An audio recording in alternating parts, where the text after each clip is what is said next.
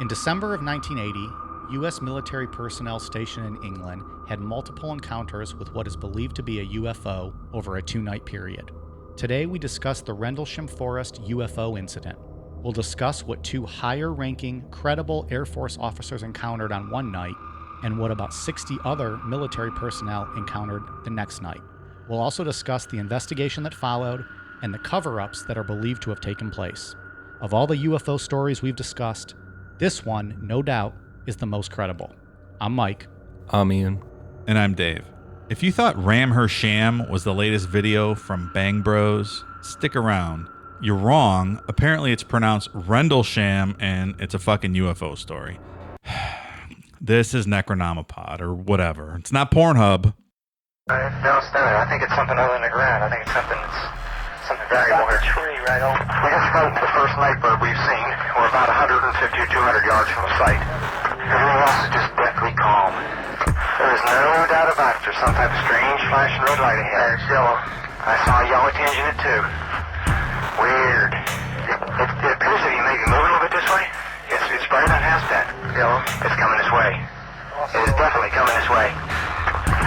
Pieces of it are shooting off. There is no doubt about it. This is weird. To the left. Yeah, definitely moving left.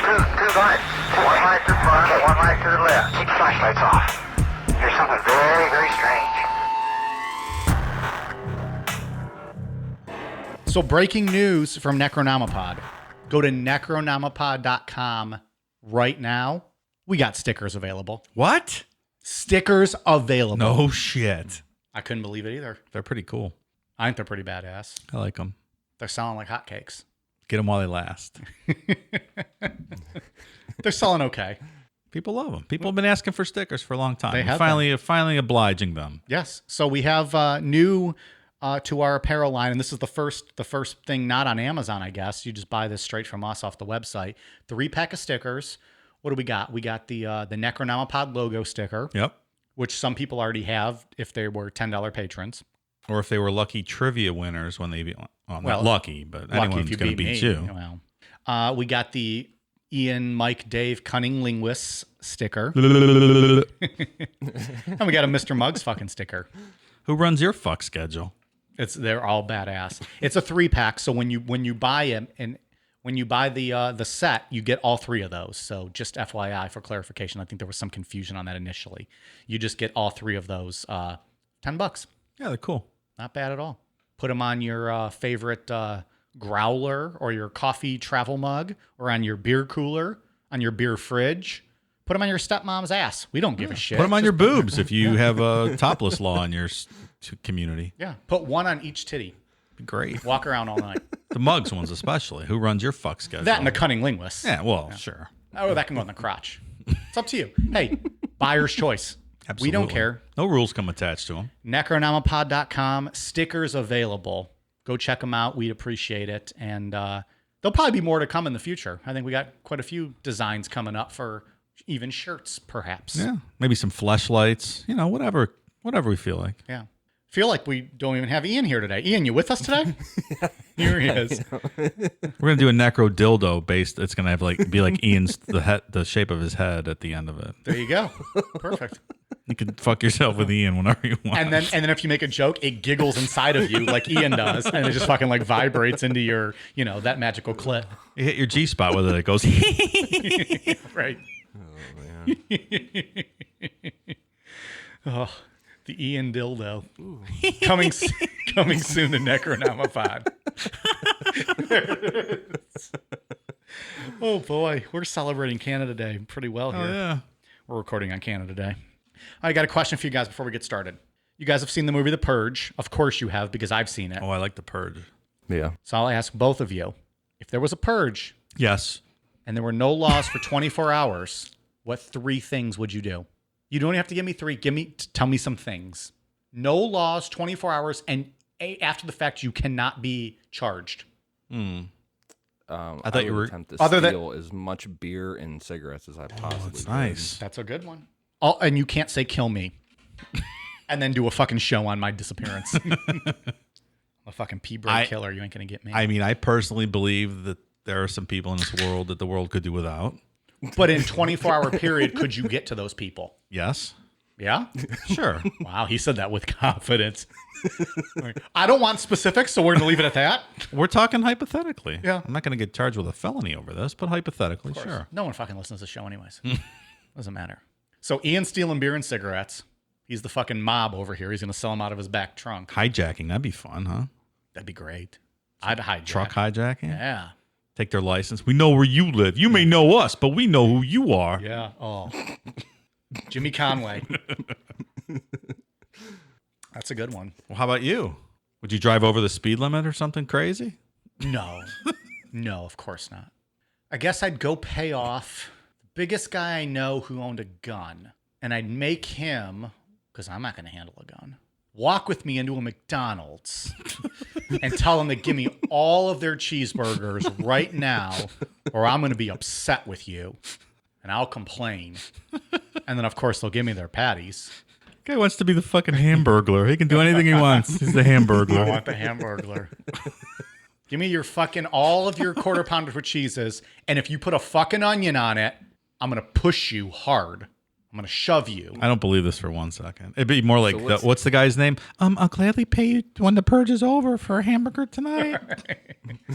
I'm with Ian. name If I from could, no Popeye. fucking, no rules for 24 hours, I want all the beer. Give me all the beer. I don't want to hurt anybody. I mean, there's people that deserve to die. Let's call a spade a spade. People deserve to die.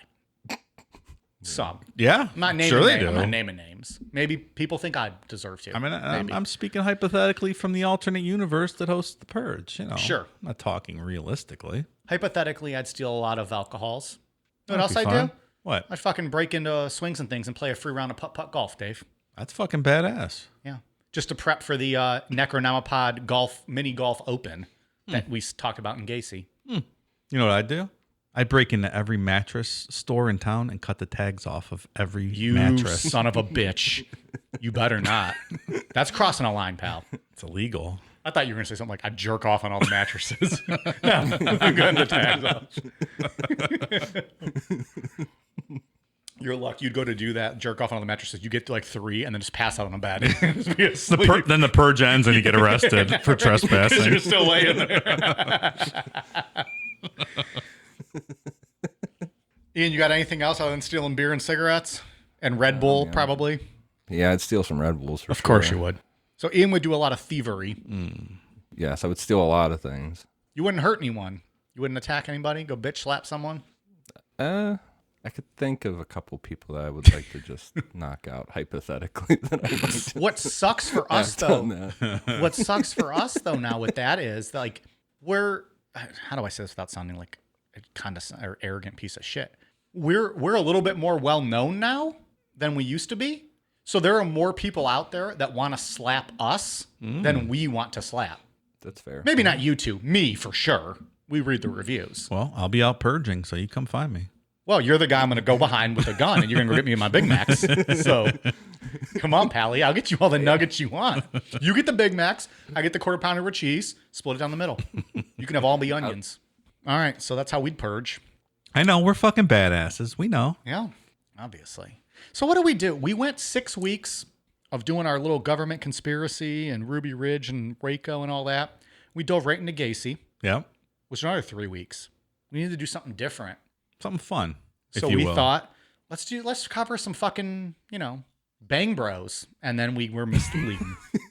I thought we were gonna do a ride along and watch Ram Hersham tonight. No, Ian tricked us. he did. Pulled the wool over our eyes. Rendlesham. As we What always the fuck do. is that? He at one time, Ian told us that John Benet Ramsey would be a 1-part episode. We saw how that turned out. Now this guy's telling us Bang Bros, and we're fucking talking about UFOs. Ian, let's dive in. This is a fun one, and maybe the most credible, as I said in the intro, maybe the most credible UFO story we've ever covered. Yeah. Well, he threw in UFOs, but it was supposed to be unidentified 50 orgasms, but that didn't pan out either. Sounds like a random night for me in college. Yeah, like you guys said, tonight we're going to be talking about the Rendlesham Forest UFO incident. In 1980, the Cold War was still very much a serious thing. I tell you, boys, it was a crazy time. Crazy time, 1980. I believe you, Dave. We wouldn't know. Interest rates, 15%. Pack of smoke, 60 cents. Reaganomics, man. Good old Reaganomics. days. Well, it was before Reaganomics, but What year are we in?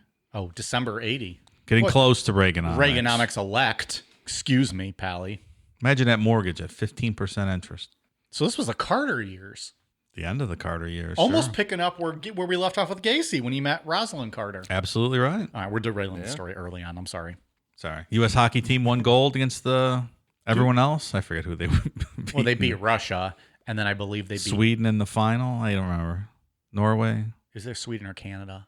But Russia was the heavy big gold. one, I think yeah. it was Canada they beat in the I remember finals for the watching gold. that. Yeah. I don't. I was alive Yeah. in that. I've seen year. Miracle with Kurt Russell. Sure. All right, sorry, Ian. I derailed you on one sentence. Apologies. Not on even that. a sentence. I don't even think the poor guy got. Ian, you might even want to just restart. So the preceding year had seen the invasion of Afghanistan by the former Soviet Union. Both the U.S. and NATO allies were in a state of heightened tension. During this period, the British government, led by Prime Minister Margaret Thatcher, had agreed to let the U.S. increase its military presence in the U.K. And unknown to most of the British public, many of the big U.S. Air Force bases contained stockpiles of nuclear weapons. One of these bases was the Joint Royal Air Force and U.S. Air Force Base at Woodbridge and Bentwaters, located near the town of Ipswich in northeast England. Rendlesham Forest divided these two bases, and it was here that in the late evening and early morning of December 26th and 27th that one of the most credible UFO sightings began. Isn't it odd that all those people didn't know that the the U.S. was not stockpiling, but housing nuclear weapons on their base on British soil? That's kind of crazy, right? Are you saying That didn't you even asked? come out until like way later. Yeah, like they were just not aware of that. Yeah. Talk shit, get hit. Okay. What do you want from us? Over the 2 days of the UFO sightings, multiple high-ranking military guys saw the lights and witnessed something flying in the sky/forest. However, the two guys that had up-and-close interactions with this thing was Jim Peniston and John Burroughs. Jim Peniston was a senior security officer that was in charge of the day-to-day base security, but mainly responsible for the wartime activities on the base, like the weapons. So this guy's not just some low-level guy. This guy's in charge of security for nuclear weapons. So he's had some training, and he's he knows what he's doing. Right. And John Burroughs was an airman first class who eventually served in the Air Force for 27 years. He's essentially Paul Blart, Mall Cop. Is that what he is? Yeah. On the night of December 26, 1980, John Burroughs saw strange red and blue lights off in the Rendlesham Forest while patrolling the east gate of Woodbridge. Because the lights looked like they were on top of each other and flashing on and off, his first thought was that it was coming from a downed aircraft. The report was called in and went through the chain of command, starting with Sergeant Bud Steffens, Sergeant Crash McCabe, and Sergeant John Coffey. John Coffey then escalated the report to the highest-ranking security officer at Woodbridge, John Peniston. Crash McCabe is the coolest name we've talked about in a long time. Yeah, that guy has the most badass name ever. That is awesome. Yeah. Crash McCabe. I actually had that made in my notes to bring up later in the episode. I 100% agree. It's good stuff. That's the greatest. I mean, what else are you going to do besides be a badass your whole life? Nothing. The guy probably Crash kicks McCabe. ass, like rides rocket ships over the Grand Canyon. He's Crash McCabe He pulls all the tags off mattresses. every time. No With the fucks. employees in the store. He doesn't give a fuck. No. You can do fight a guy named Crash. Peniston wanted to get a look at the lights for himself, so he went out to the east gate with his driver, Airman First Class Edward Cabinsag. When they got there, they were met with Bud Steffens, who said, quote, "It doesn't look like it crashed, it landed." So that's creepy right off the bat when you're at a base that has nuclear weapons, and it's like something landed out in the absolutely. woods. I mean, radar and everything should not allow anything to land next to your nuclear weapons base, right? You Right. would think so. It's very ominous. And you have to, And again, we talked about it earlier, but you have to put this in the context of the high alert status with the Russians and everything. We were still there. Like, there it's was a still high completely tensions. different time. You were you still ducking on? Were you still doing like drills in school at this point? Like, I honestly don't know. I don't remember I'm doing asking. nuclear war. You didn't have to do that. any of that. That was more like in the 50s, 60s. Yeah. Yeah. I guess that makes sense. But there was still that tension of like an impending war. Yeah, like sure. it was going to happen. Everyone was sure it was going to happen. Yeah. Thank you, President Reagan. As this was going on, the guys at the air tower working radar started placing calls to surrounding radar facilities to see if anyone else saw anything. It turns out an unidentified object was caught on radar out of a place near London, and it disappeared from radar 15 minutes before Burroughs saw the lights, and it was headed towards Bentwaters and Woodbridge. So I think it's important in the story to note that, so we already, at this stage in the story, have radar evidence and physical sightings. Right. To even already at this early stage. And these are not drunk fucks in Florida. Yeah, right. It's not a guy on his rooftop in the Everglades. Jumping through bushes, shooting at the sky. Yeah, exactly. Pew, pew, pew. They're going to get us all. Pew, pew. It's Randy Quaid and Independence Day. Pew, pew. Absolutely. It's all about context. Peniston, Cabansag, and Burroughs then jumped into a vehicle and drove to the forest. There they saw a bright light shining through the trees. Due to the difficult terrain, they abandoned their vehicle and started walking through the forest on foot. As they approached the light, they began experiencing problems with their radios, so Peniston ordered Cabansag to stay back by the vehicle and act as a communications relay between them and the security control center. What if that was you, Ian, and you were on a UFO hunt and they made you stay back? Oh, he'd be having none of that. He'd be like stomping his feet. yeah. Let's stay back. Yeah, he'd disobey orders. That'd be his purge. He'd be court-martialed. Yeah. It's my one chance, man, to see the UFO. I'm not staying back. But and then, like, imagine Cabansag back and then, too, with, like, all the heightened Cold War tensions, and they're like, all right, you stay back by yourself, and we're going to go Yeah, that's see also what creepy. landed out That's here. true. Absolutely. Left by It could, yourself, yeah. I mean, the presumption is that it's an enemy, not an invasion, I guess, in England, but something. Be like, fuck that, I'm Yeah. not staying by myself out here in the woods. Absolutely. And we didn't say it earlier, but the Rendlesham Forest is like super thick in like these winding woods, and it's just dense, thick woods. I've seen Robin Hood. I know all those forests in England are pretty thick. I know how it goes. I've seen Prince of Thieves, Kevin Costner.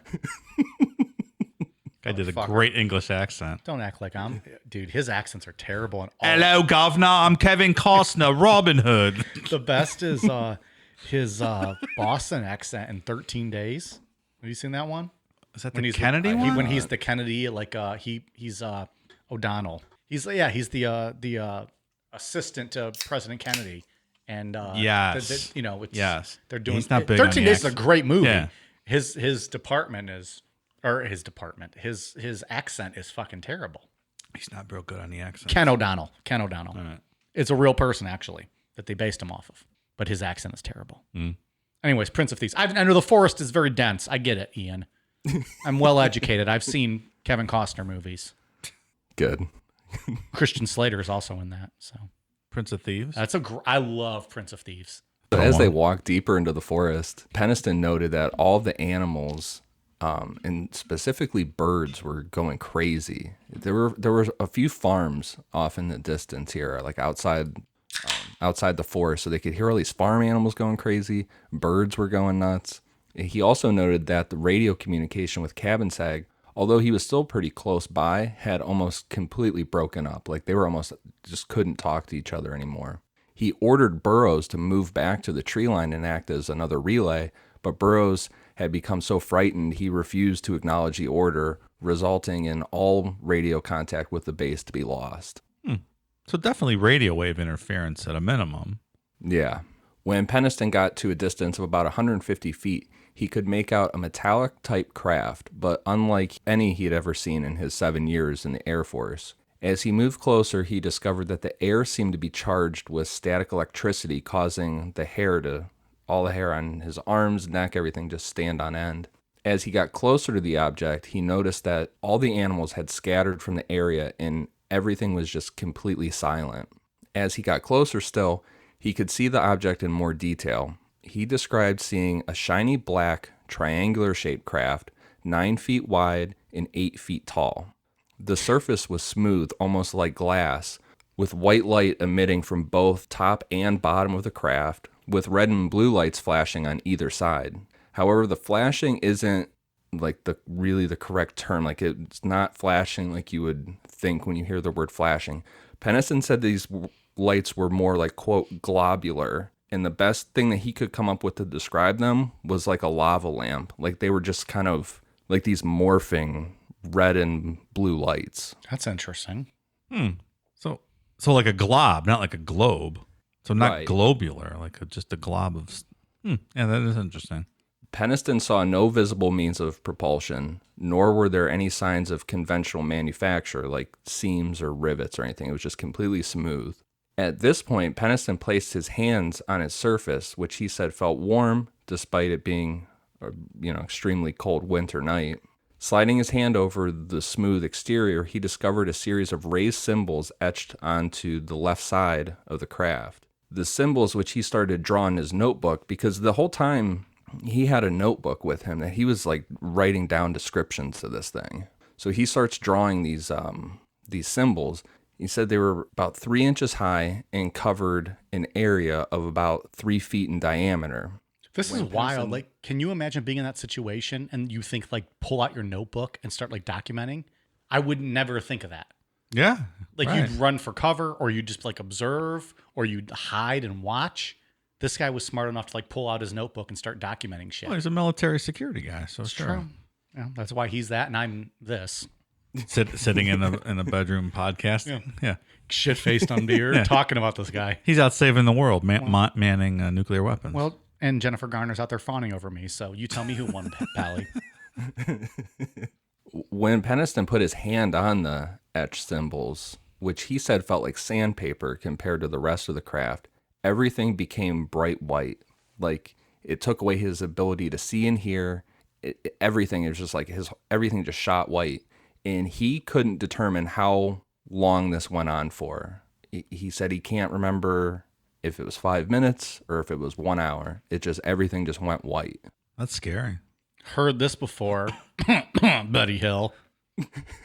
Sounds like he might have been hypnotized. Well, luckily, Dave, there's none of that in this story. So let's just move on. Oh, you wait, pal. I just didn't put it in that one. I'm going to get in that witchcraft.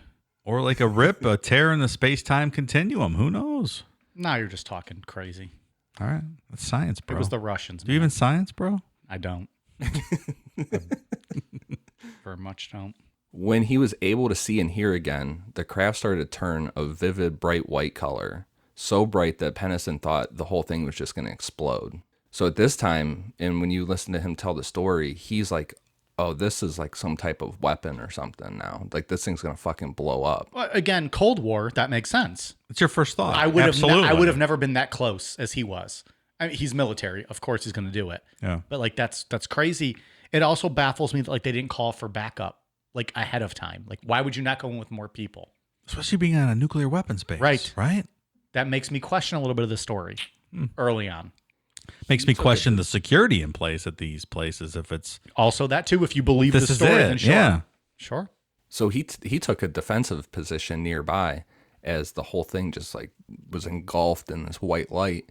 The craft then lifted off approximately 4 feet from the ground, maneuvered between the trees, ascended to treetop level, and then just disappeared. Peniston stated that he could see no occupants inside, but he sensed that there was some sort of life present inside. Like he was absolutely certain it was under intelligent control. But about this, Peniston said, quote, I noted what I was seeing in my logbook, which I still have. In it, I wrote, speed impossible. In that moment, I knew this craft's technology was far beyond what we could engineer. And he would know, right? He would know better than... And that's not something we haven't heard before. And, things taking off at impossible speeds. We've heard in prior stories like this. But now we're hearing it from someone that we know is a credible human being. Agree. Yeah, it's not Ed Walters down in Florida rolling underneath his truck with a shotgun. There's no way that thing could go that fast. Naked in the bushes, jumping through his neighbors like, what the fuck is this guy doing? But I think even in like, what was it, Skinwalker Ranch, maybe? We've heard that characterization before, impossible speed. Or impossible angles, or defying the laws of physics. We've heard that in every UFO story we've talked about. Like the thing, like it'll just hover up and then move. Yeah. Yeah, you're right. Yeah. What's interesting is that even though John Burroughs was only about 10 feet away, he remembers the incident almost completely different. He doesn't say there wasn't something there, but he just remembers it completely different. Burroughs says that after the blinding white light happened, he fell to the ground and saw a red oval sun-like object just sitting in the woods in this clearing. Unlike Peniston, who said that he had time to walk up to this thing and examine it, Burroughs says that the whole encounter only lasted a few seconds. It's not unusual, though, for people to misquote or estimate time I mean, wrong in stressful yeah. situations like this. Or even under that duress. Like, yeah, I don't find that to be that uncommon. The other really weird detail is when Peniston and Burroughs got back to Cabin Seg, their watches said that they had only been out of radio contact for about 5 minutes, but in reality, they had been gone for 45 minutes. So we've got some, That's some a little missing odd. time here. Well, aren't we just saying their watches stopped, though? That could be What indicative. they said that they felt it was only 5 minutes. So like, yeah, we weren't, like when they got back, according to Cabin Seg, when you hear him tell this story, he's like, I'm sitting there trying to figure out what the fuck's going on, because the base is like, what are these guys doing? They just went out in the woods. What's going on out there? And he's like, he was trying to give them more time, like trying to talk to the base security. And when they got back, he's like, what the fuck's going on out there? Where have you guys been? And they're like, what are you talking about? We've only been gone for like 5 minutes. So it's not just that their watches stopped, their perception of time slowed down. Right. It's like a physical and Yeah. I think we've heard that before in the past as well. What are you hinting at, Mike? No, I'm not hinting at anything. I don't want a certain Angela to come beat my ass. I do. I would love it. Film that for Patreon. Mike versus Angela Hill. That'd be fantastic. I'd make it out. I would not. I would not make it 30 seconds. The bell would ring. I would turn around and jump out of the cage. That'd be so great. So, for whatever reason, the base then got the Suffolk police involved in the incident before debriefing happened. In a report detailing the investigation that was released under the Freedom of Information Act in 2005, the Suffolk police wrote, quote, "We have had a call from LE meaning law enforcement, at Bentwaters in reference to the UFO reported last night.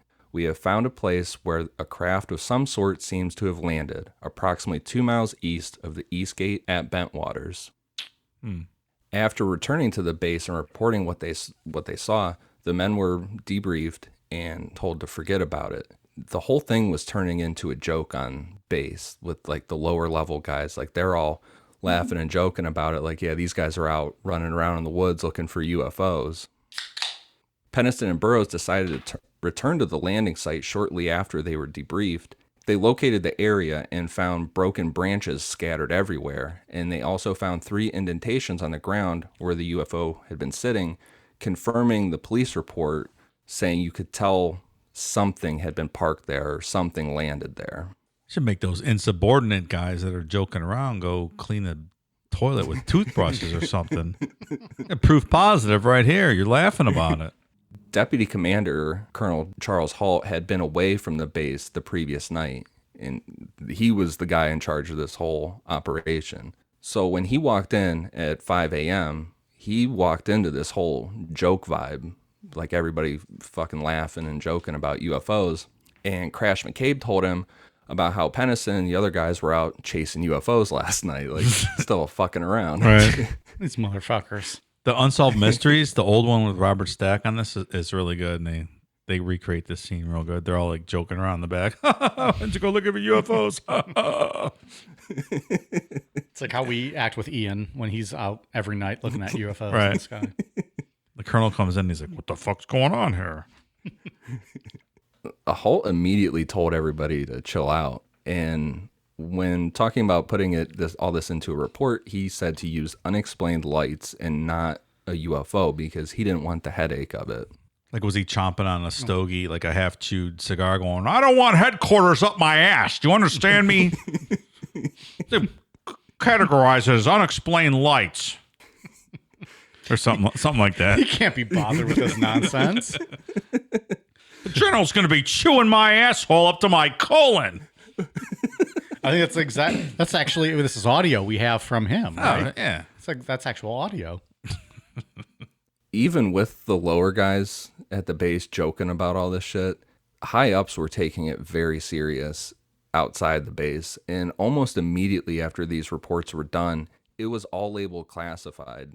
And oddly, The decision to classify bypassed Halt, who should have been included on this, and he is on record saying that these reports were just basically stolen from him. Wow. Well, the Air Just Force sent up above. Yeah, they just, the Air Force loves UFO stories, as we know. I mean, remember that one in the love talking about 'em. 40s? Yeah, remember that one in the 40s? What was that, like in New Mexico or something? Turned out to be a weather balloon? Yeah, we've covered it. Available in the archives. It's called the weather balloon episode. I believe it's Roswell. I love those cover-ups. Nothing to see here. Move on. Yeah, just eating beans in a cold shelter all night.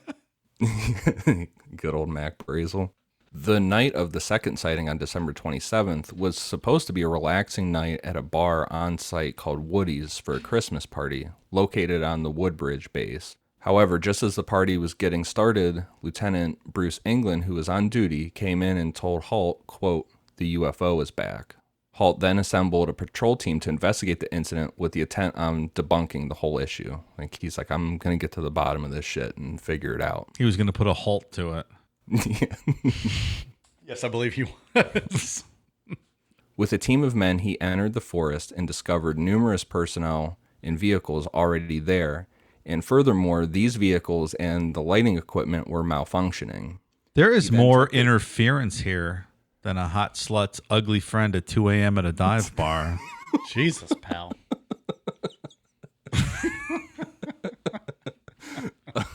There's tons of interference. A hot slut's ugly friend at a dive bar. He's trying to take this I home. know, I get it. I You know got what I'm it. talking Yeah, about. of course. I was that ugly friend, Dave. I was that ugly friend all the time. I don't believe that. College, they used to call me the ugly friend. Mr. Friend Zone, they called me. Really? Also, That's interesting. could never get out of the friend zone. Hmm. Yeah, died a virgin. What are you gonna do? He then took his patrol to the original landing site, and shortly after this, he spotted a glowing red object moving through the forest. During much of the entire time, Halt had activated a mini tape recorder so an audio record could be made. Because Halt was like one of those guys, he was super meticulous, and he carried this mini tape recorder on him at all times. He would just like pull it out of his pocket and say what he's thinking into it for like notes later on or whatever. 18 minutes of this tape has been made public, but Halt is on record saying that that the tape was actually at least 2 hours long and the rest remains classified. Correct me if I'm wrong, but that's an hour and 42 minutes of missing footage. Yeah, that's a hell of a way to redact something, man. Yeah. Who knows what was going on? I'd like to hear that. This is the kind of stuff that makes you think like that this shit went down. And we'll get to this at the end, but like, why is there so much Redaction? redaction and just unreleased information and hidden secrecy shit like this that they're not releasing? Why? If I remember correctly from our previous discussions, like creating false trails like this and covering up things that didn't really happen, it was part of their game plan, was it not? So I think that they like in the past, and maybe even in this one too, they released enough to like make you want to believe it was aliens, and then they pulled back the curtain. So is that what this was? Are we thinking, and I'm just hypothetically, are we thinking this might be a military thing where they want you to believe it's aliens, and maybe the Russians or someone got closer than they should have? Possibly. I'm talking myself out of the story now. I'm sorry, go ahead. I mean, that's the argument if it was something Russian, because they're not gonna. Mm-hmm. The Russians aren't going to admit it because that would kick off World War III, and we're not going to admit it that they got that close because we look weak. Then we look weak. So I mean, that's the theory. If it was something Russian. I also have learned that if you throw Russian into any story, I'm going to blame them, because in Dyatlov Pass, I also blame the Russian government and said that they just attacked their own people. If you give me the Russian out in any story, Mike Namapod is going to take it. Apparently. Goddamn right. I'm learning this about myself. But you know what? Because I'm a true, red-blooded American man. Of course you are. It's the 4th of July weekend. I'm fucking ready to fight. You want a fisticuff? Let's go. I'll throw hands, Russia. Let's go. Come on, Ivan. Yeah. Meet at Mike's I'll place, take Putin right motherfucker. now. I'll fucking drop that son of a bitch. You and your mom who killed all Yeah. those poor camp counselor kids in Dyatlov. Fucking. I want Putin. Not you take Ivan. I want Putin. Fuck him up and I'll drink Busch Light. Hell yeah. Like an American. Waving the flag. Like an American. Like Hacksaw Jim Duggan. Ho! Not wearing a mask either, because that's for pussies. USA. All right, we're waiting. Stop. That's not. On the tape, you can hear Halt and his men getting closer to the UFO saying, quote, "There's no doubt about it. There is some type of strange flashing red light ahead." Then his voice gets really excited. He says, quote, "It's coming this way. It's definitely coming this way. Pieces of it are shooting off. There's no doubt about it. This is weird." And I know, like, watching like UFO documentaries and stuff, when he's on there talking about it, he said it was like it looked like sparks, but it also looked like almost like dripping metal, almost like pouring off of this thing. Damn.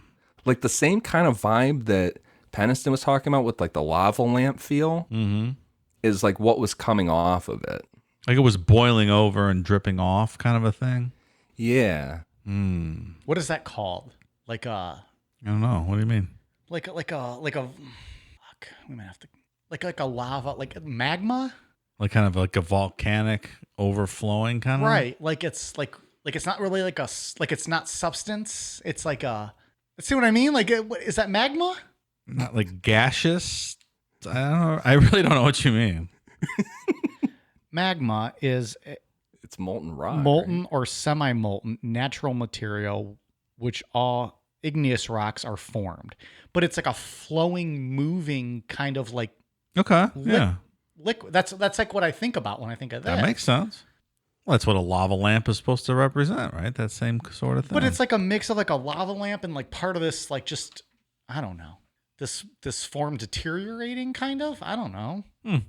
I mean, clearly we can't comprehend it because we have not been capable of producing this. Mm-hmm. So maybe this is beyond what we can comprehend. I think that's quite possible. What do you think excited Ian would sound like on tape if he was out seeing UFOs in the forest? Oh, oh, oh, oh, oh, oh. This episode of Necronomicon Pod is brought to you by Blue Chew. Well, also nearby, all the animals started going crazy again. And they said, quote, "We're hearing some strange sounds out of the farmer's barnyard animals. They're very, very active and making an awful lot of noise." Maybe one of the airmen stayed back and he was being a bad boy. You fucking love that one. I'm just asking questions. Halt described the object as circular, like a large eye winking at him. Later in the tape, he states, quote, "He's heading towards us now.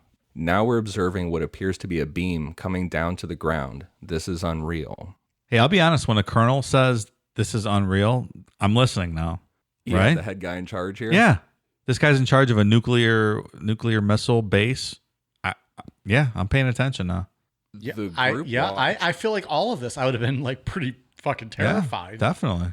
Like you were on the brink of war. At least that was kind of like the mindset, right? Like I know it had relaxed a little over the last 20 years or so, but we were still at odds with Russia or the Soviet Union. And I mean, these satellite launch sites had capabilities to launch autonomously. So, again, just to stress the nature of the situation.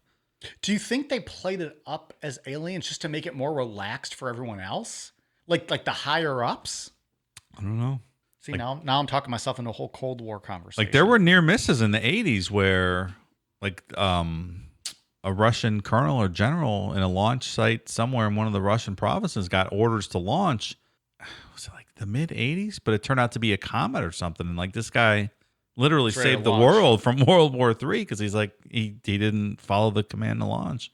But I think some of these guys had, they could launch stuff. So, But it was also that close. Like it was a push of a button. Like they were It's a ready push to of a go. button. They were ready to Absolutely. go. Both sides.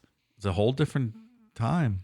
The group watched as another object came in at enormous speed and then stopped and hovered over them and sent a laser beam down to the ground only a few feet away from their location. What did that sound like, Mike? Pew! Probably something like that. Yeah. You caught me off guard. I had no idea what the fuck I was supposed to do there. I'm not gonna lie. I thought you were going to do a pew. I- Pew, pew, pew, pew, pew. I was daydreaming to that sentence, so I didn't know what to say. daydreaming. This Sorry. guy. Think about Britney Spears. Jesus. He said it was like a like a laser pointer, like it was a really thin laser that came down. Pew, pew, pew, pew, Yeah. pew. The UFO then moved over the weapons storage area and continued firing these beams of like these pencil thin lasers into the storage bunkers. That's weird. Yeah, and this is really interesting because this gets into the realm of UFOs being a physical thing, like coming from another part in the universe. There's two groups of people. There's people that believe that they're coming through like wormholes or whatever from different planets to here, and then there's the interdimensional people. Right. The people that believe in it as a physical thing, because there's tons of sightings around nuclear facilities, and there's tons of military. There's full books and documentaries of all these military guys saying that they've seen stuff, you know. And it all seemed to have started in the 40s when we figured out how to make nuclear weapons. So hinting that they're trying to save us from killing ourselves. There's some people that believe that. There's some people that believe their interest in us grew when we figured out how to do that. That put us on a different, like a different tier in intelligence. So they started paying more attention to us at that point. Or maybe not this backward society any longer after we've created nuclear fission or whatever. That's interesting. I'm not sold on that, obviously. Yeah. I'm more into the interdimensional stuff, but... You love the interdimensional stuff. Ugh, you confuses the fuck out of me. But all in all, this second night brings the number of military guys who saw the UFO right around 60 people altogether. It's harder to cover up. It's a lot of people. So, Ian, with these 60, was that all American military personnel, or was that like American and British? It was like 90, I would say like 95% American guys. So there were a few British military personnel that might have been a part of this or seen something. Right. All the top high-level guys involved in this were all American. Got it. We'll be right back. Is there something interfering with your happiness? Something keeping you from achieving your 2020 goals? Let's face it, these are certainly trying times. From being cooped up inside your home to wondering how you're going to pay next month's bills, we're all experiencing some form of stress or strain on our mental health. And for that, BetterHelp is here for us. BetterHelp is an online mental health provider that will assess your needs and match you up with your own licensed professional therapist. The best part? No waiting rooms. That's a pretty big deal if you're as impatient as I am. BetterHelp is a safe and private online environment that will have you communicating with a counselor within the first 24 hours. And once you've begun, you can send your counselor a message at any time, always getting a helpful response in a timely manner. You even have the ability to schedule weekly video or phone sessions, all from the comfort of your very own couch. BetterHelp is available worldwide and has a broad range of expertise available, including licensed professional counselors who specialize in depression, stress, anxiety, relationships, sleeping, trauma, anger, family conflict, LGBT matters, grief, and self-esteem. In fact, so many people have been using BetterHelp that they're currently recruiting additional counselors in all 50 states. Not happy with your counselor? No worries. BetterHelp is committed to facilitating great therapeutic matches and makes it easy and free to change counselors if needed. Remember, everything you share with your BetterHelp counselor is completely confidential. And while it's not a crisis line, it is a convenient, professional, and affordable way to seek the help you deserve. Financial aid is even offered to those who qualify. Want to hear how BetterHelp assisted people just like you? Check out the testimonials posted daily on their site. Look, we here at Necronomipod want you to start living a happier life. So, as a listener, you'll get 10% off your first month by visiting betterhelp.com/necro. Join over 1 million people already taking charge of their mental health. Again, that's BetterHelp, betterhelp.com/necro. Today's episode of Necronomipod is brought to you by Beardology. There are a lot of imitators out there, but there's only one place I buy my beard oil. Beardology beard oil nourishes your skin and won't leave you with that greasy feel. With over 17 cents available in their extensive product line, I trust my beard to Beardology. You can find Beardology at beardology.co. Use code NECRO15 to receive 15% off your purchase. Beardology. Discover the best way to avoid the shave.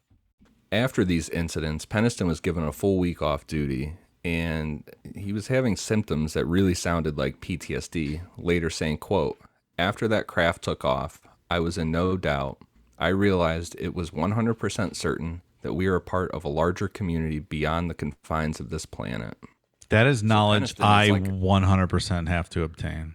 Yeah, like he was on board right away. Yeah. Like this was not human, whatever happened. And that's also a very competent, credible human being Yeah. saying that they, you know, what they experienced was something beyond this world. So you're saying you want to experience that. That is the one thing that before I leave the world, I want proof positive that that That's other interesting. worlds exist. Why? Because I want to know. But I mean, you already do believe. I do You just believe, want the but I proof. want You to see. the I proof. want to see it. You want the proof. 100%. Sometimes believing is just faith, Dave. No, it's not. It is. No, that is ridiculous. You just got to have faith. No. It's the one more thing I would like to see. You and Ian both. I completely agree. Shortly after this incident, the cover-up began. The original statements were taken from 5 men: Fred Masters, J.D. Chandler, Ed Cavansang, John Burroughs, and Jim Peniston. The statements were highly watered down and don't even talk about the second night of events. Cavansang has gone on record saying that high-ranking officials from the Air Force showed up with pre-written statements saying, "Sign it without question, and your involvement with this, everything will be over. You won't have to worry about it again." Because that's the other thing. Nobody stopped joking about this. Everybody was, laughing it up, and this was super embarrassing at the same time. So these guys were like, just sign this and it'll be over and done Yeah. with. Even though there was 60 other guys who allegedly saw this, they were still like all the jokes of the base. Oh yeah, they were loving it. They were just laughing it up. Cavansang also said that this was under strong distress, and he signed the statement without even reading it. Regarding the second night, no statements were taken about that incident, even nothing from Colonel Halt. Look, it's tough to push back on, the chain of command like that. Well, it's so. just like Roswell, right? Like he was, they arrived to situations. They were told, stand down. Here's the situation. And Yeah, I mean, they can make it very difficult for you. So, of Sure. course, you're going to be obliged to sign whatever they want you to sign. It seemed that since Peniston and Burroughs were the ones that got really close to this thing, the Air Force focused on them because they were interviewed a total of 14 times. And each time they were interviewed, they were told that would be the last time. Just tell us everything that happened and we'll leave you guys alone. And according to Peniston and Burroughs, these interviews even went as far as to have them injected with sodium pentothal, aka truth serum, to get answers. Wow, that's bold, huh? Yeah, but sodium pentothal is no joke. Seems like that might go against the military code of conduct. I don't know. Right? You do guys, that? You guys want to do an episode on that while we're taking sodium pentothal? Oh, yeah. You guys want to? Let's Sure, do it. That'd I'll be do fun. that. Fuck. Let's get the truth out. That would be super scary. People want to know what I actually think about Betty Hill because I've held back on my thoughts on Betty Hill. People want to know. I'm like, oh my God, I love country music and NASCAR. It's awesome. Hey, welcome to my world, Wish I Pally. could fly a Confederate flag. Well, that's not anything I've ever said. Fuck, you're going to start a whole Facebook thing again. Another interesting layer of the aftermath of this event is that even though it was a U.S. Air Force base and nuclear weapons were here, the Air Force said because it happened in the forest, it was technically a British problem. That's a good point. Wasn't on Colonel Hall- base. Yeah, so they're like, Very know what? American to pass the blame and be lazy. Yeah, about right. things. Yeah, they're like, you know what? We don't have to deal with this. This is actually your guys' problem. Smart. That is smart. Colonel Halt was part of this attempting to pass it off to the British Ministry of Defense, writing a sanitized report of the events and sending it to them. And he is on record as saying it was a, quote, tickler to like just kind of maybe pique the interest of the Ministry of Defense. And they'd be like, oh, what the, we need to figure out what's going on out there. And then they would just rush in and take it over. So he kind of helped in his cover up, but he's spoken about this later. Is he retired now? Yeah, he's retired. What's his view on this? His view is like the details that I just laid out. It all went down as the story that I just told.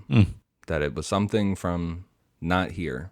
or not something that was not that humans are not capable of. Does he regret kind of the watering down process that he was involved in? It seems like it. Yeah. Yeah, I would say so. And I think it's also worth noting with these guys like Burroughs, Peniston, and Halt. The three of them, they fucking hate the UFO community, and rightfully so, because the UFO community is extremely toxic and they don't leave people alone. Yeah. They fucking hate all this stuff, but you know, they stuck to their story. This is what it was. And like, you know, if these guys are career military men, you can't blame them. Like, they can make life miserable for you and threaten your 20-year pension and stuff. So, you know, I'm not going out on a limb either, going to fight the powers that be just to prove, you know, I saw a UFO. Right. I'm not giving up, you know, I'm not risking my pension and everything else. The fact they signed statements to me adds nothing. Yeah, I agree. I'm not risking that. That actually adds more to the fact that it might be a cover-up for something. Absolutely. Which, I mean, I guess this whole time we've been discussing it as a cover-up of some sorts or an actual UFO encounter. Like, none of us believe this is an entire made-up story, at least yet. So, of course. The report that Halt wrote is famously known in the UFO community as the Halt Memo, and we'll talk about it in a bit with it getting released to the public. But the problem with this memo is it was written on January 13th, 1981, because everybody sat around trying to figure out what to do, and it seems like right around this time is when they figured, oh, you know what, we're going to pass this off. It didn't arrive to the Ministry of Defense until January 19th. So by that time, the Ministry of Defense was like, well, there's really nothing for us to investigate. And also, if it took you guys that long to send us a memo, it must not have been that big of a deal. That's the British Ministry of Defense. Right. Yeah, I see that point. The Ministry of Defense did end up doing a brief look into the incident, but Halt wrote the wrong dates for the incident on the memo. This motherfucker. He's running interference. Like that ugly girl trying to stop her hot slut friend from getting banged out. God damn, pal. Banged out. I just call him Betty Hills. Ruining everybody's life. Halt claims to have written the memo solely by memory, explaining the incorrect dating for the incident. It has been long established that the first incident began on the 25th/26th of December, not the 26th/27th of December. Additionally, the second incident began on the 27th/28th, not the 28th/29th, as implied in the memo. Could it be that the soldiers or their watches were on U.S. time, not British time, which would have taken them 5 hours ahead into the next day? And they're also responsible for nukes. They all should be on military time before they're located. Just saying. That's what I mean, but maybe they were on U.S. time by accident, so they got the date wrong because they would have been 5 hours ahead if they were in England. It's a good stretch, Pally. I'm just asking the question. Good stretch, Pally. I don't think it adds up. All right. We're talking multiple days apart here. Maybe their Apple Watch. Yeah. No, I guess. Well, you tell us about the Apple Watch in the 80s, Dave, because I wouldn't know about that. I guess that did not happen. Their Fitbits, though. It was their Fitbits. Yeah, everyone had a Fitbit in 1981. Yeah. You know, it was the fucking Androids. Because if you had a fucking Android, you're living still in the 1980s, right? So that's what it was. It was the Androids. Well, when the Ministry of Defense did their investigation, like stuff like pulling radar, it was all useless because they were given the wrong dates. And by the time they figured out the right date and went to pull that radar, they were told that the thing that recorded radar for that night had been switched off. So there was no more record. There was no record of it. How convenient. Some bullshit there. Regarding the incorrect date and the muddying up of everything almost immediately, John Burroughs said, quote, "The memo was written after people started talking about it off base and questions were being asked. The memo has the wrong dates. I'm sure it was written that way to cause problems from the beginning." Wow. That's a cover-up, my friends. And even though this stuff was all highly top secret, it didn't stop these, like the lower level guys, like word of mouth started going around, and then these guys would get drunk and talk about it at the bar. Word of mouth continued to spread like this about the incident, and UFO people started getting word of what happened. And an article was eventually published in the 1982 edition of Saucer Review, and then another UFO magazine called the Probe Report. Saucer Review and the Probe Report. The Probe Report, we're reporting lots of fecal matter when the prober came out. A couple of guys from Cause, the Citizens Against UFO Secrecy, read these articles.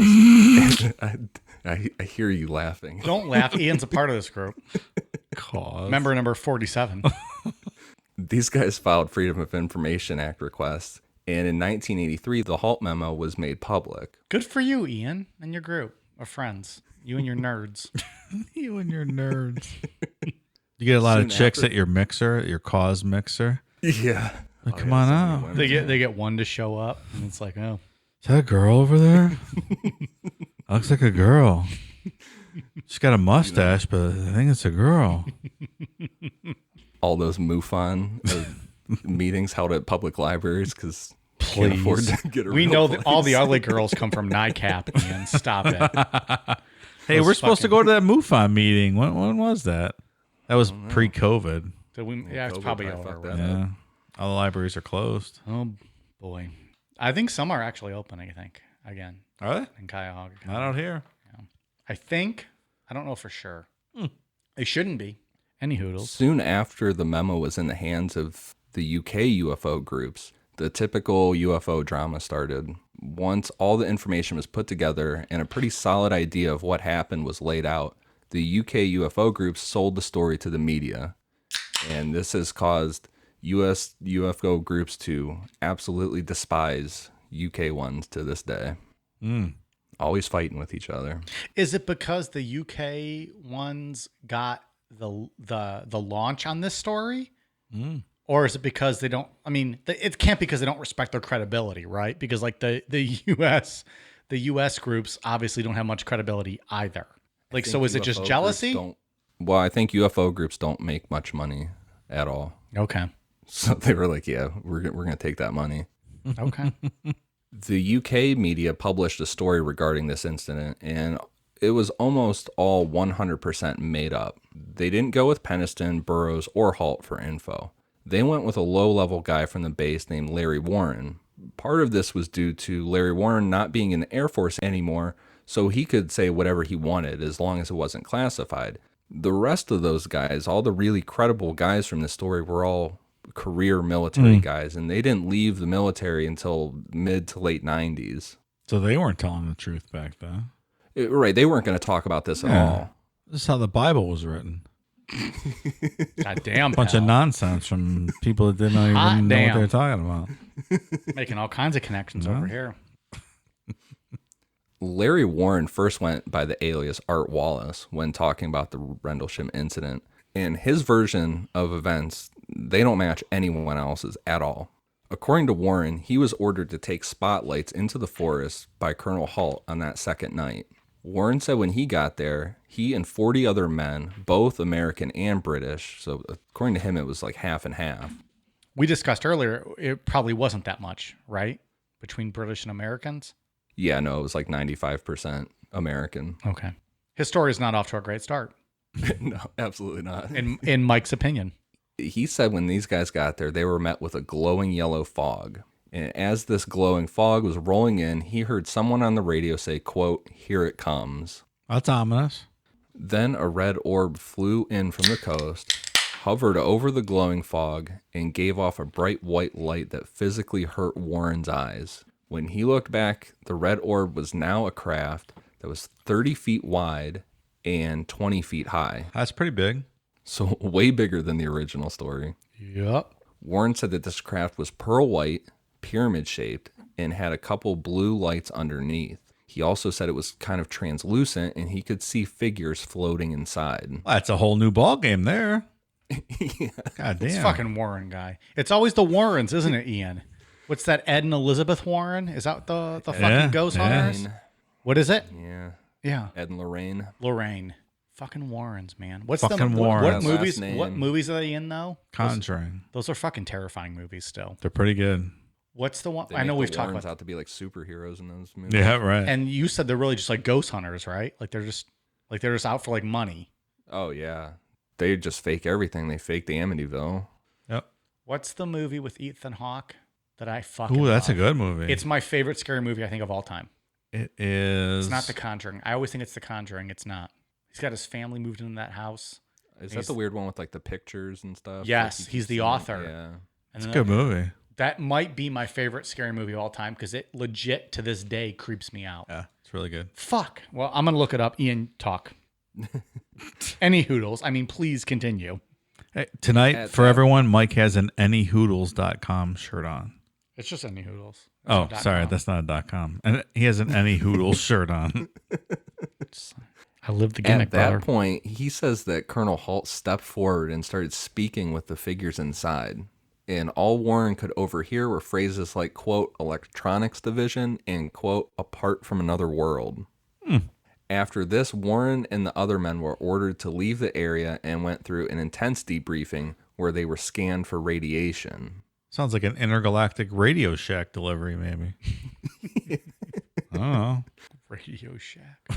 Also during this debriefing, and only after being in the Air Force properly for 2 weeks, Warren claims that he was shown videos of UFOs and told that there is an alien presence on Earth and that the U.S. government works with them. When Warren asked what would happen if they told anyone about the information he had been told, he was supposedly told a phrase that forever plagues the Rendlesham story. It was, quote, bullets are cheap. God This damn. guy fucked up the whole story by doing this. Because he made it a joke. He killed credibility forever. And he was the only one talking about it for almost 10 years.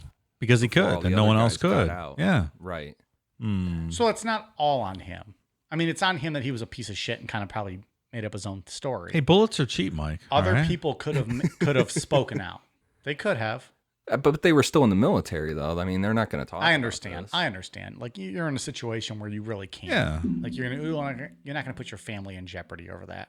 FYI, the movie was Sinister. Sinister, yeah. Sinister. They show the person hanging in the backyard at the beginning. That's good. Might be my favorite scary movie of all time. Really? It legitimately creeps me out, and it takes a lot to do that. And I don't mean to go down a whole It's creepy. sidetrack. It's good. It creeps me out, that movie. That- I don't know what it is about. It creeps me out. That's my favorite horror movies when they creep you out like that. But that's how it has to be, right? Love like, that. like I can watch the Halloweens now, and I'm fucking rooting for Michael Myers. Like it's not creepy, Yeah. but they're good movies. I like creepy stuff. When you see something that like legit makes like what was the movie we watched the original the Strangers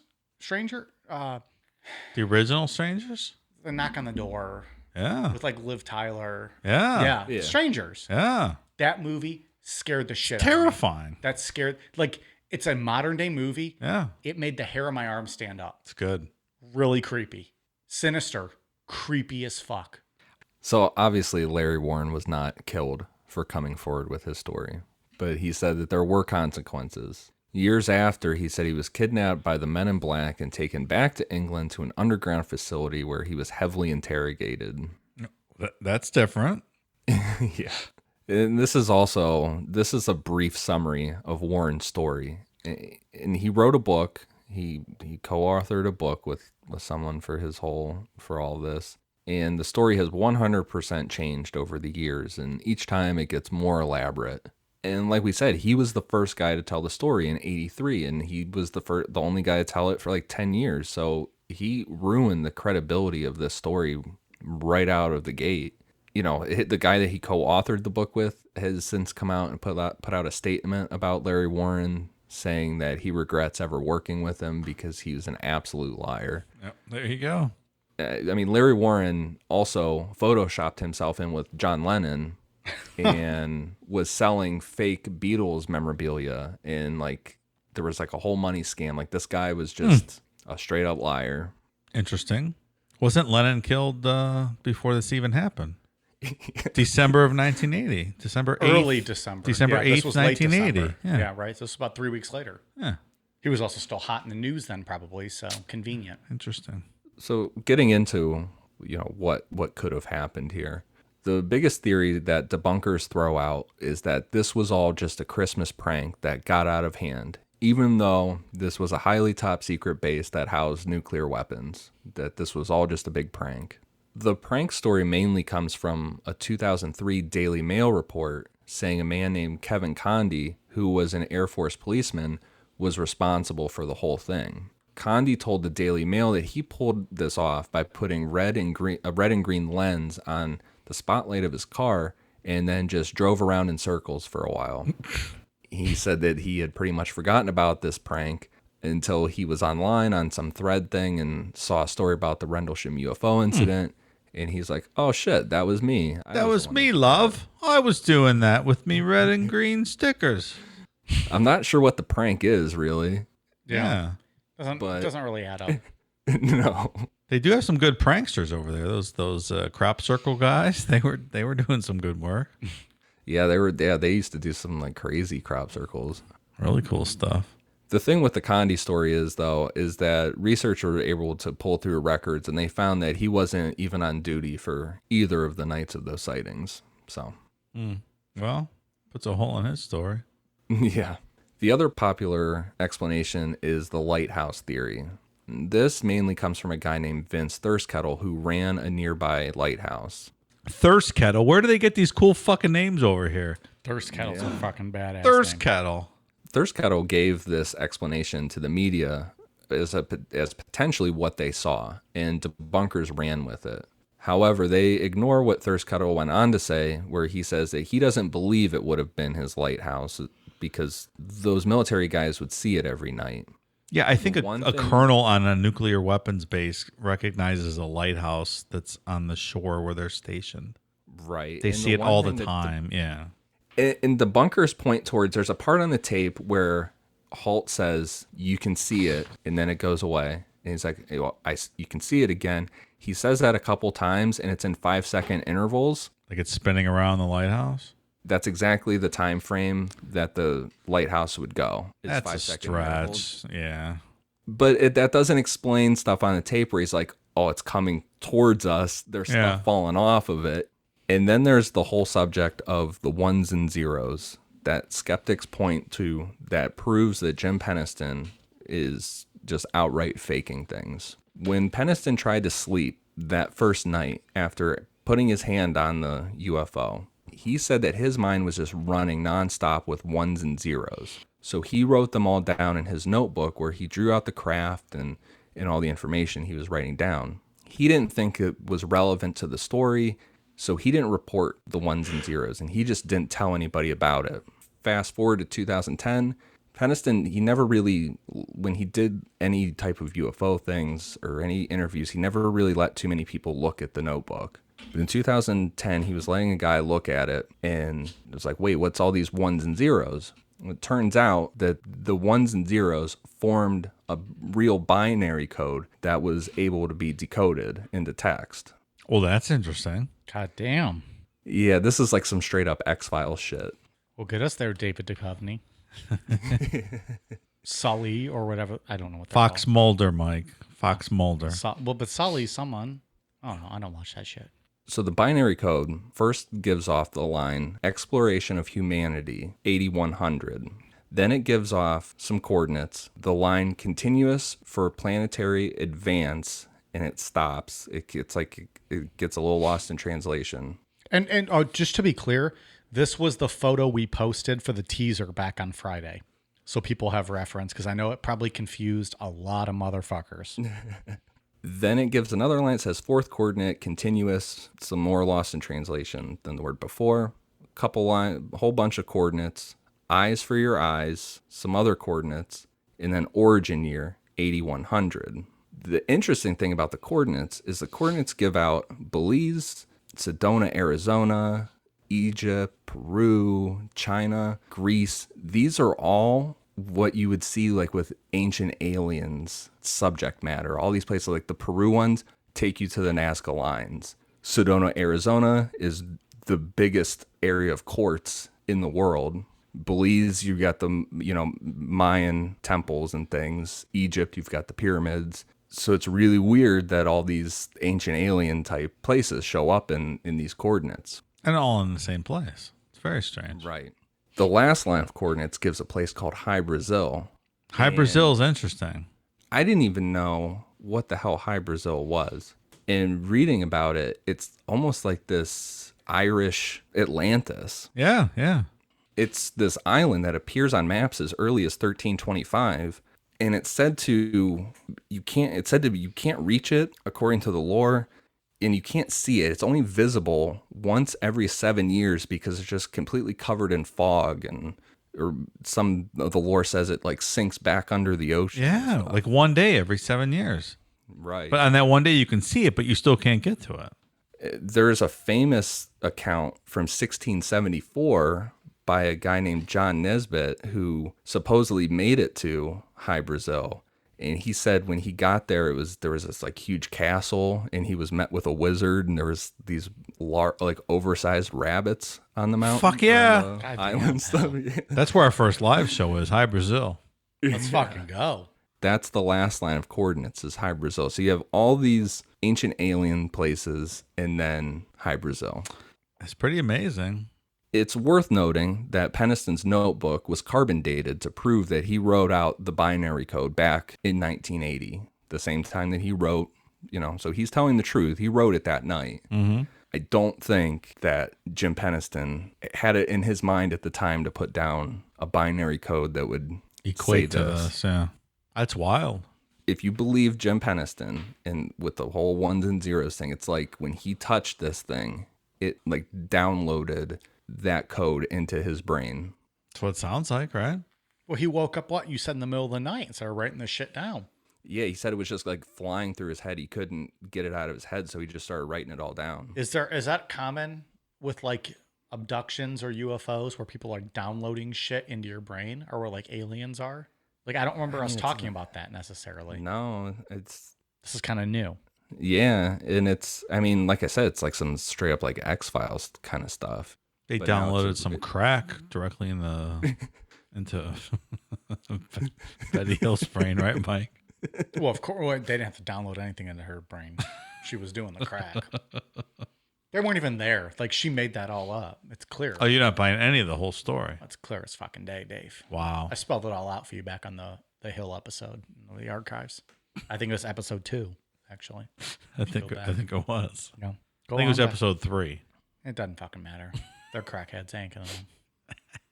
And it's interesting because you get the whole that whole origin year, 8100 and all that stuff in the code. And that's where people start running with time travel theories that this wasn't aliens. This was time travelers that came back to 1980 and ended up in Rendlesham Forest. I hope so. That would be fucking crazy. I've always thought, like, if time travel was eventually created, right, or developed, we would have seen them, right? And the fact that we've never authenticated actual time travelers here makes me think that it's never been invented. You know what I mean? But would there's- we see time travelers? I don't know. There is a website. No, you're about to get real fucking deep. Time travel Right now. is my absolute favorite thing It is in so the whole world. confusing though. I love it. Like, maybe they're just not like in this fucking, what's the word, Ian? Like, they're just not Dimension? dimension. In this thank you. reality? They're not in Reality. this dimension or reality, whatever. So when they come back, we don't see them, of course. Because if time travel was working properly, it wouldn't affect us living our actual lives, right? Like, it would affect a new dimension, a new reality. See, that's my problem with time travel. If it's ever been invented in the future, and they were ever able to accurately go back in time, We haven't seen them we haven't seen it. Like, wouldn't someone? because they're not in our linear timeline of life. Is that what it is? Like, wouldn't someone have gone They're back not in our dimension or and whatever. killed baby Hitler, Right. and like corrected You would all have, these Dave. things? You would have, We talked obviously. about this. Of course, I would have. 25 years from now, your dimension, you kill baby Hitler. But, like, of course not, because they can't come back and do it. It doesn't affect us. I don't know. Maybe you have to reach a specific being to be able to do that. I don't know. I'll start doing some crack if I have to do that. Would you? Clearly, the hills are on that level. If you go to the Rendlesham Forest Incident.com, there is a whole page on there about the idea of time travel regarding this. And it is a straight up stream of consciousness. Oh, I like that. Writing down of time travel. fucking It's the most ridiculous, though. confusing shit Yeah. I've ever read in my I life. don't know, that sounds good, Dave. That's that sounds not awful. That's not ramhersham.com. That's Rendlesham. No, it's not. That's a different video by Bang Bros, probably, that we can get sponsored. I love this story. I find this highly credible, and I think this actually happened. I think something happened. I don't know what. I don't think seasoned military veterans mistake a lighthouse on the coast of England for UFOs. But I think there was a it- cover-up. I think it was a cover-up also. I believe there's a cover-up, but I believe there was something here. I don't believe colonels say this is unreal. You don't think it was a Out of the cover-up ordinary? because the Russians maybe got too close? I think that's possible. I leave open doubt for that. Something out of the ordinary happened, and I think most likely it was a UFO, but I think they covered it up because this was a time when tensions were very high. Yeah, absolutely. I think we still cover things up. Oh, I'm sure we do. We cover a lot of things up. But I want to believe, and I believe this is real. Well, you and Ian both. I think it's covered up because tensions were high. And I think it also goes along with what I really believe is that we don't understand it. So we're not going to admit to anything that we don't understand and can't explain. Which is not an awful theory. Well, it makes us look weak. I agree with that Yeah. completely. Yeah. So US and, UK, we're going to throw it back and forth till nobody wants to deal with it anymore. And then it just goes away. And then you get Larry Warren's stupid ass comes out here and ruins the whole thing for everybody, Motherfucker. Trying to get a payday. So why can't we have a UFO land in, say, I don't know, Denmark, where they're like, oh yeah, well, UFO. They don't give a fuck about what it makes them look like, or Norway, or wherever. Like, oh yeah, UFO landed here. Look, this is weird. Yep. Check it out. And they went about living their lives. Here's pics. I don't know, man. Yeah. I think it's a fair question. And that's why there's a lot of, people that question all this shit. People like me. Like, I question all this stuff. Yeah.